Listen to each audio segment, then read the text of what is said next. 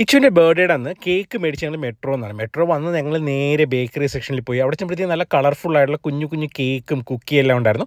അതിൻ്റെ ഒരു കുഞ്ഞു വീഡിയോ എല്ലാം എടുത്ത് പിന്നെ ഞങ്ങൾ ഈ ഒരു കേക്കാണ് ഓർഡർ ചെയ്തത്, ചോക്ലേറ്റിൻ്റെ ഫഡ്ജ് കേക്ക്. അതിനകത്ത് ഇഷയെന്നെല്ലാം എഴുതി. പിന്നെ കനേഡിയൻ ഡയറിയിൽ നിന്ന് അവൻ്റെ ചെറിയൊരു സർപ്രൈസ് ഗിഫ്റ്റ് മേടിച്ചായിരുന്നു, ഒരു കുഞ്ഞു ബൈക്ക്. അത് വീട്ടിൽ വന്ന് ഡെക്കറേറ്റ് ഒക്കെ ചെയ്ത് ഇച്ചുവിനെ കണ്ണടച്ച് സർപ്രൈസ് പോലെ കൊണ്ടുവന്നത് കാണിച്ചു. അവൻ ഭയങ്കര ഹാപ്പിയായി. കുറേ നാളുകൊണ്ട് പറഞ്ഞെടുത്തൊരു ബൈക്ക് വേണം വേണമെന്ന്. പിന്നെ ഞങ്ങൾ വിൻ്റർ കഴിയട്ടെ എന്നെഴുതി വെയിറ്റ് ചെയ്തു. പിന്നെ ബർത്ത്ഡേയുടെ നല്ലൊരു ഡേയുടെ അന്ന് തന്നെ അത് മേടിച്ച് കൊടുക്കാൻ പറ്റി. അവൻ ഭയങ്കര ഹാപ്പിയായി. അവൻ ഭയങ്കര സർപ്രൈസ്ഡ് ആയിരുന്നു. അവൻ ഭയങ്കര ഹാപ്പിയായി.